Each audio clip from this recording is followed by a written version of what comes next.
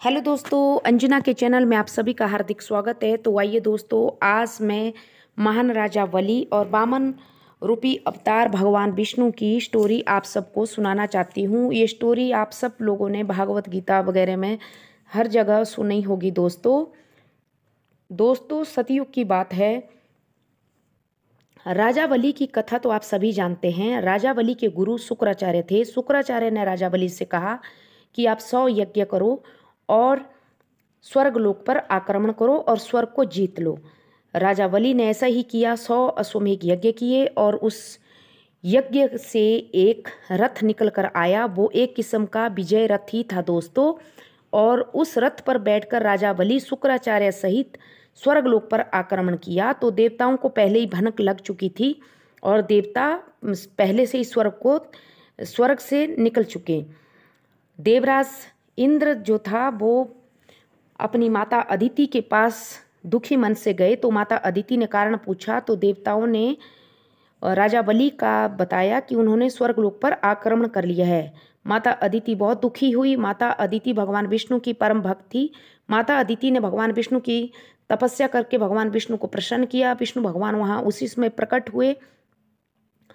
तो भगवान विष्णु ने माता अदिति से कहा कि और देवताओं से कि माता आप दुखी ना हो, मैं आपके गर्भ से वामन रूपी अवतार लूँगा। पहला अवतार आप माता अदिति के गर्भ से विष्णु भगवान ने लिया और फिर मैं अपने हिसाब से काम करूँगा कि आगे मुझे क्या करना है।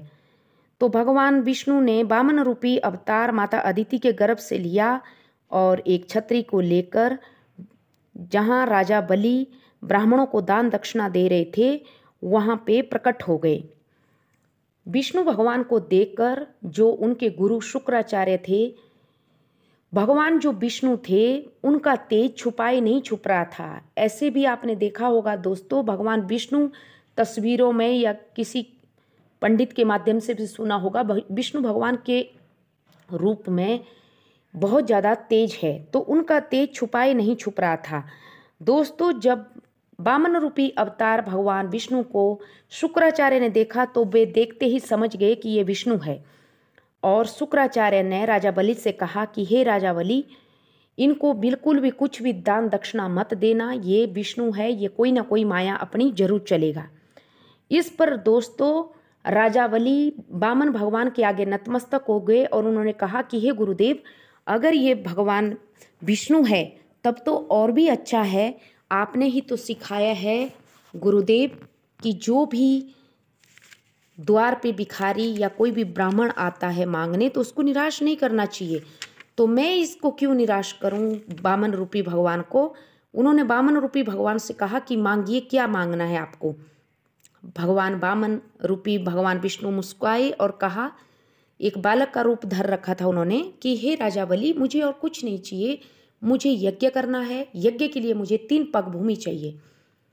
अब दोस्तों राजा बलि भी समझ चुके थे, विष्णु भगवान भी समझ चुके थे और शुक्राचार्य भी समझ चुके थे वामन भगवान का इरादा। शुक्राचार्य मना करते रहे लेकिन राजा बलि ने संकल्प लिया और 3 पग भूमि नापने के लिए वामन रूपी भगवान विष्णु को कह दिया। वामन रूपी भगवान विष्णु ने संकल्प लेते ही राजा बलि के सामने अपना विराट स्वरूप धारण किया और एक पग से पृथ्वी नाप ली, दूसरे पग से स्वर्गलोक और तीसरे को बोला, हे राजा बलि, बताओ मैं तीसरा पग अपना कहाँ रखूं।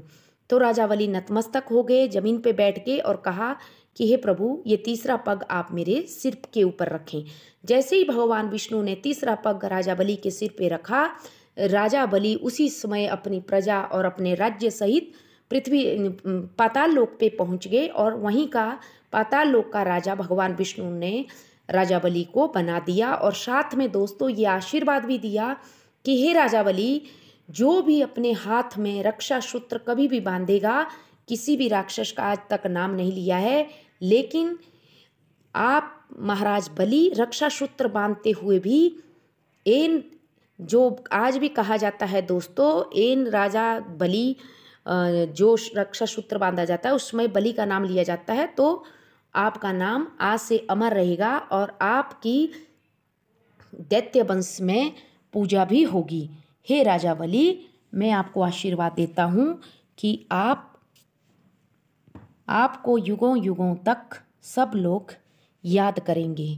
तो ये था दोस्तों महाराज बलि की कथा और भगवान विष्णु की कथा। भगवान विष्णु ने देवताओं को स्वर्ग दे दिया और राजा बलि को पाताल लोक दे दिया। आशा करती हूँ आप सबको मेरी स्टोरी पसंद आई होगी। Please subscribe me my channel. Thank you.